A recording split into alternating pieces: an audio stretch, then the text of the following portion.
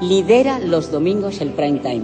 El premio al mejor programa autonómico de ficciones para La Alquería Blanca lo va a recoger José López Caraba, director general de Radio Televisión Valenciana, y Chimo Pérez, productor ejecutivo de la serie.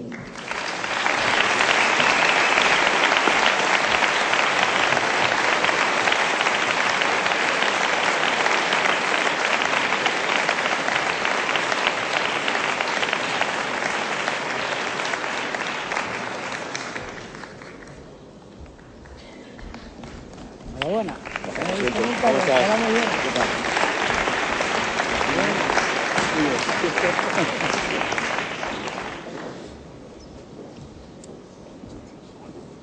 Hola, buenas noches. Gracias a todos por el galardón.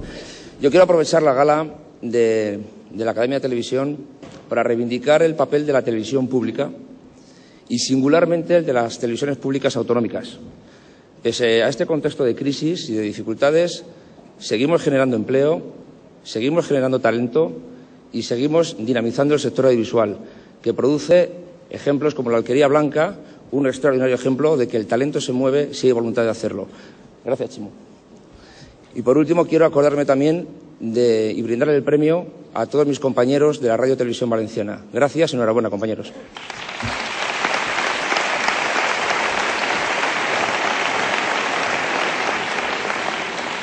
Voy a ser muy obediente, simplemente agradecer a la Academia, a todo el foro alqueriano, a la audiencia, a la estudiante y a todos los actores, guionistas y al equipo que hacen posible y larga vida a la ficción autonómica.